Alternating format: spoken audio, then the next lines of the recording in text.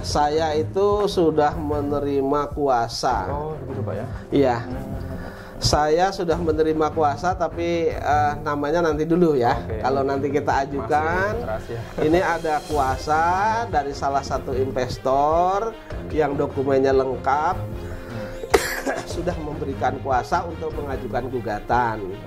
Nah, saya akan mensomasi itu nanti 2 kali. Ketika ini tidak ditanggapi, mungkin kalau ini Maret, April, kurang lebih April di bulan pertama sudah saya daftarkan, Mas. Nah, ini surat kuasanya.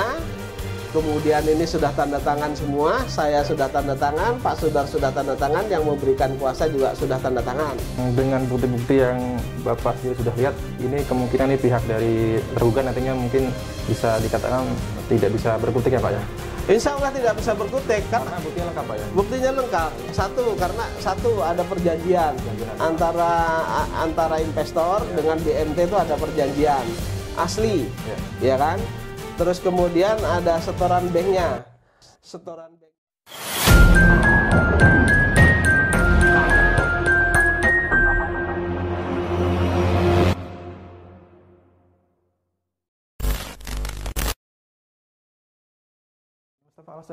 Assalamualaikum Pak Zaini Mustafa. Waalaikumsalam warahmatullahi wabarakatuh. Ya, bagaimana perkembangan sidang ini Pak? Jadi sidang kemarin di tanggal 7, itu kan tanggal 28 Februari, kemudian dilanjutkan dengan tanggal 7 Maret, itu kan acara pembuktian. Acara pembuktian dari penggugat, yaitu saya, itu sudah selesai kemarin. Jadi ada 8 alat bukti yang saya ajukan, Mas Haji. 8 alat bukti yang saya ajukan untuk membuktikan gugatan saya itu. Kemudian salah satunya yang menjadi pertentangan itu adalah berdasarkan putusan Pengadilan Negeri Jakarta Selatan nomor 313 garis miring PDTK garis miring 2011 garis miring PN Jakarta Selatan, itu Yusuf Mansur digugat salah satu bank berkaitan dengan fasilitas. Itu Yusuf Mansur didudukkan sebagai tergugat karena berkedudukan sebagai komisaris utama. Nah, kemudian putusan tersebut karena saya itu kan bukan pihak di sini, sehingga tidak bisa minta yang asli kepada pengadilan. Sehingga saya download dari direktori putusan Mahkamah Agung Republik Indonesia. Jadi ini diupload oleh Mahkamah Agung berkaitan dengan putusan ini. Ini jelas di sini bahwa Haji Yusuf Mansur selaku komisaris utama PT Adi Partner Perkasa beralamat di Jalan Ketapang nomor 35 RT 01 RW 03, kemudian Kelurahan Ketapang, Kecamatan Cipondoh, Tangerang. Ini untuk selanjutnya disebut sebagai tergugat 3. Jadi jelas di sini kedudukannya. Dan ini tidak mungkin pengadilan mendudukkan ini kemudian kalau ini tidak ada alat bukti dari bank. Artinya bank itu tidak mungkin meloloskan fasilitas itu kalau tidak ada alat bukti yang disodorkan oleh debitur begitu, Mas. Ya. Itu putusan dalam perkara CIMB Niaga melawan PT Adi Partner Perkasa Pak ya? Ya, salah satu bank ya. Yusuf Mansur itu kedudukannya ya dalam gugatan ini sebagai komisaris utama. Dan ini kalau menurut putusan ini tidak dibantah. Beliau sebagai komisaris Yusuf Mansur sebagai komisaris utama itu tidak dibantah. Begitu. Ya. Pak Zaini sudah memberikan bukti di pengadilan. Kemudian udah, ya. Dari pihak Yusuf Mansur sendiri memberikan bukti. Dari Yusuf Mansur, karena mereka membantah sebagai komisaris utama dari PT Adi Partner Perkasa, mereka menunjukkan profil yang di-download dari Departemen Kehakiman dan HAM RI. Di sana tidak ada nama Yusuf Mansur sebagai komisaris utama di dalam profil tersebut. Sesuai dengan analisa saya, karena saya juga sering menganalisa hal-hal seperti ini, ada 2 kemungkinan yang diajukan kepada bank itu ada 2 kemungkinan. Karena bank tidak mungkin ketika anggaran dasar dari suatu perseroan itu tidak lengkap, bank memberikan fasilitas apapun tidak mungkin. Jadi dua kemungkinan itu, yang pertama adalah yang pertama ini yang agak bagus, misalnya ada perubahan yang dibuat oleh notaris ya. Ada perubahan di sana, misalnya pendirinya si A, si B, si C. Ya kan? Kemudian ada perubahan pengurus, masukkan Yusuf Mansur yang dibuat di notaris. Kemudian itu tidak dilaporkan ke Kementerian Depkumham. Begitu. Jadi tidak dilaporkan. Sehingga pada saat itu dia memasukkan, terlihat bahwa ini memang sudah benar ada perubahan. Yusuf Mansur sebagai komisaris utama, namun perubahan ini tidak dimasukkan ke Departemen Kehakiman dan HAM. Sehingga profil dari perusahaan itu tidak terlihat kalau Yusuf Mansur sebagai komisaris utama, kan begitu. Kemungkinan yang kedua, analisa saya adalah akte yang dimasukkan ke bank itu adalah palsu. Begitu. Ya. Jadi kemungkinan besar akte itu dipalsu, sehingga di sana tercatatlah bukan perubahan lagi, dibuat akte Yusuf Mansur sebagai komisaris utama, tapi ini palsu. Dugaan saya, hanya dua itu dugaan saya. Saya akan mencoba, nanti akan saya suratin bank ini, dokumen-dokumen ini benar nggak gitu. Akan mencoba seperti itu. Jadi saya menduga ada dua dugaan itu.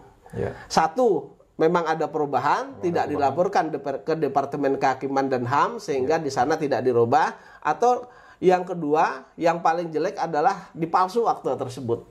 Analisa saya begitu. Kalau memang benar seperti itu, berarti ada delik lagi Pak ya?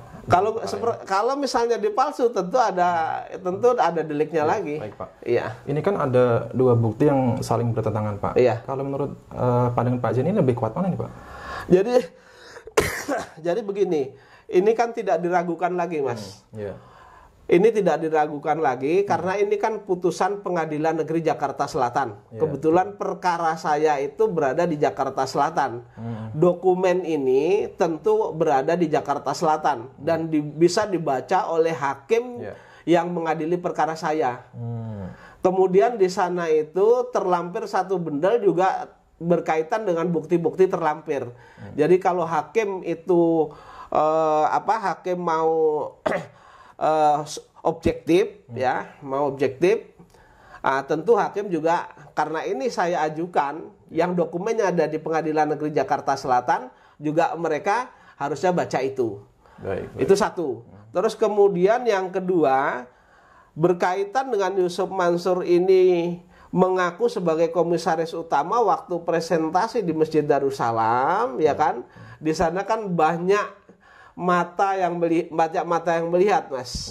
Artinya banyak mata yang melihat, kemudian telinga yang melihat, sehingga nanti akan saya hadirkan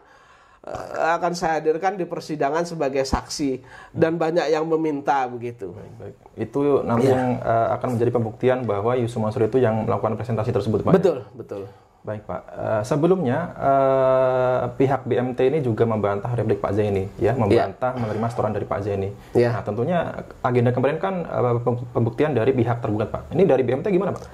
Dari BMT sendiri kemarin belum siap dengan bukti. Belum siap dengan bukti. Nah, kalau mereka membantah dalil saya bahwa saya pernah setor, tentu mereka seharusnya membuktikan. Siapa yang mendalilkan kan membuktikan nanti, gitu. Tentunya jika pihak BMT ini membantah, tentunya tidak kesulitan juga ya jika memberikan bukti ya. Oh, tidak kesulitan. Tapi faktanya di agenda sidang kemarin itu ternyata ada alasan lain ya Pak? Iya, ada alasan, katanya belum siap karena yang asli belum ada, baru ada fotokopinya saja katanya. Begitu. Ya. Baik, setelah ini Pak Zaini akan menghadirkan saksi. Kira-kira boleh tahu nggak Pak siapa ini yang akan Bapak hadirkan sebagai saksi Pak? Ya, jadi saksi itu kemarin majelis hakim kan bertanya kepada saya, ketua majelis hakim, kira-kira berapa saksi yang harus dihadirkan, berapa saksi yang akan dihadirkan. Saya bilang karena ini berkaitan dengan umat dan ini korbannya banyak, yang uangnya diterima oleh BMT saja itu ada sekitar, ada catatannya saya.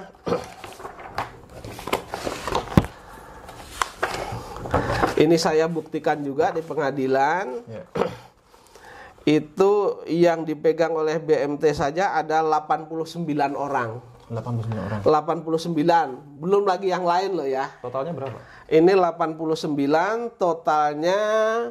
total keseluruhan uang yang diterima adalah 16 miliar 924 juta. Jadi hampir tinggal kurang sedikit itu sekitar 17 miliar.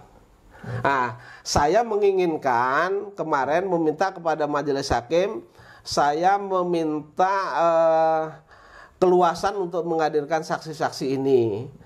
Tapi kan karena jumlahnya banyak, saya bilang kepada majelis hakim, kalau saya hadirkan misalnya sekali hadir itu misalnya, karena ini yang diterangkan kan sama Mas.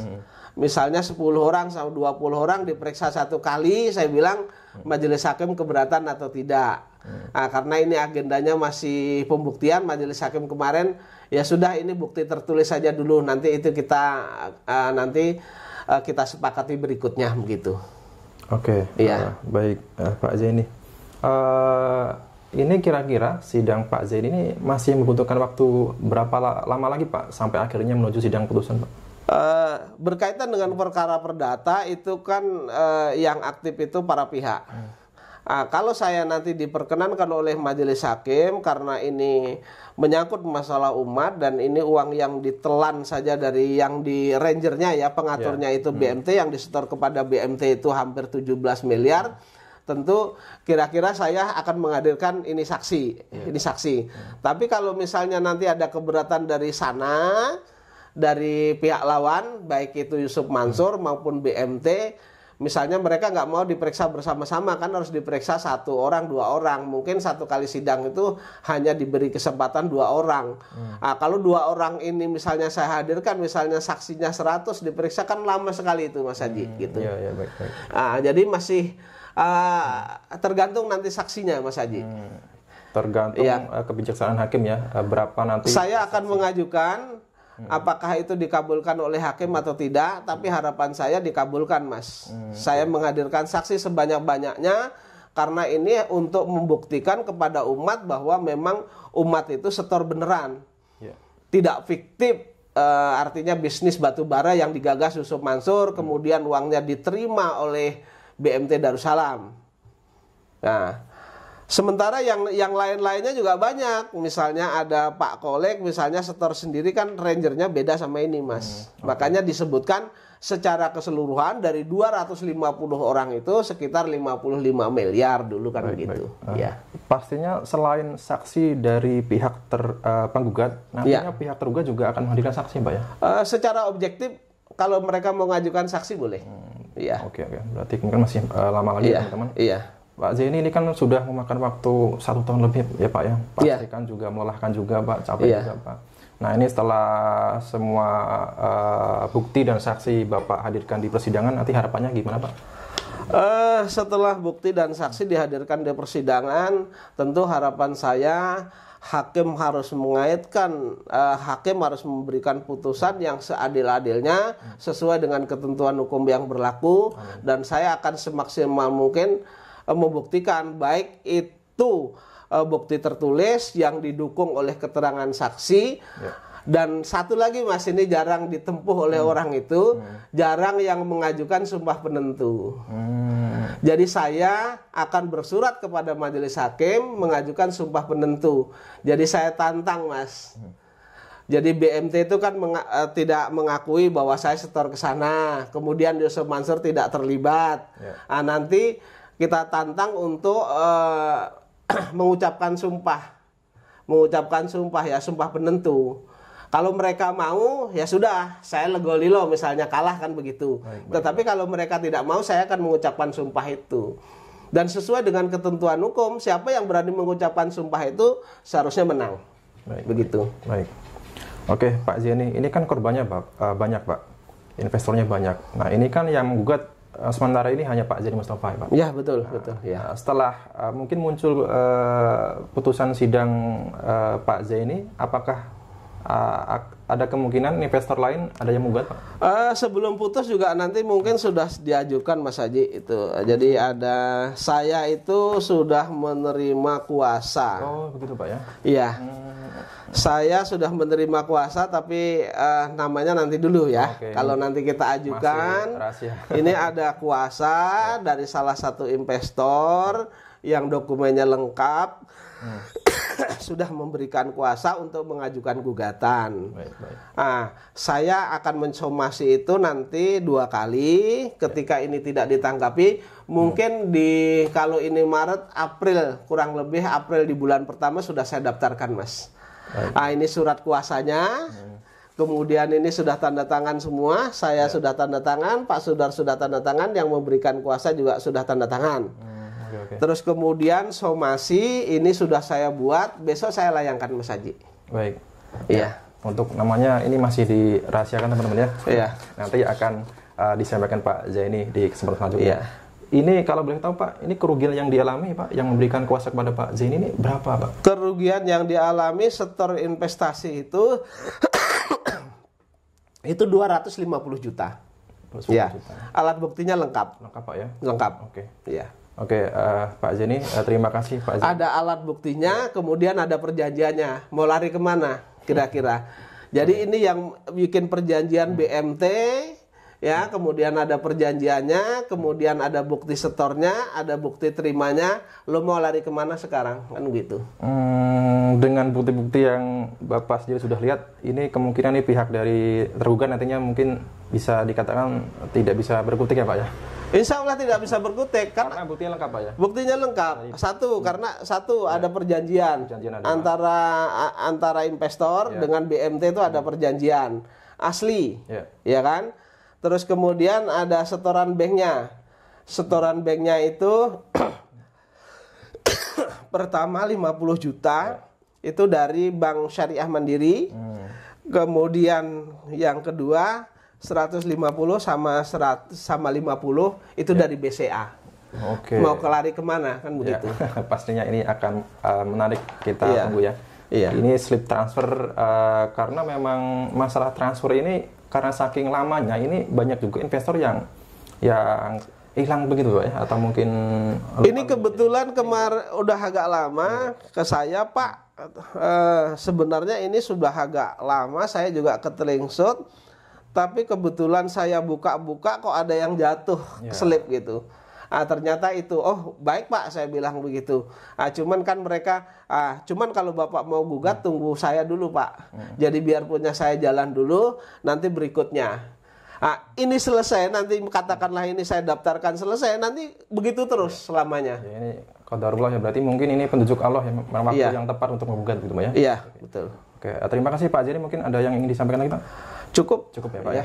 Baik teman-teman, itu tadi bincang saya dengan Pak Zaini terkait dengan perkembangan sidang investasi JPN Batubara, dan tentunya saya akan terus mengawal perkara ini sampai selesai, sampai tuntas ya, sama halnya seperti kasus Paytrend ya, di mana mantan karyawan Paytrend akhirnya juga dibayar walaupun secara dicicil ya, dan kita harapkan pihak-pihak investor JPN Batubara ini mendapatkan haknya kembali. Baik, terima kasih Pak Zaini Mustafa. Sama-sama.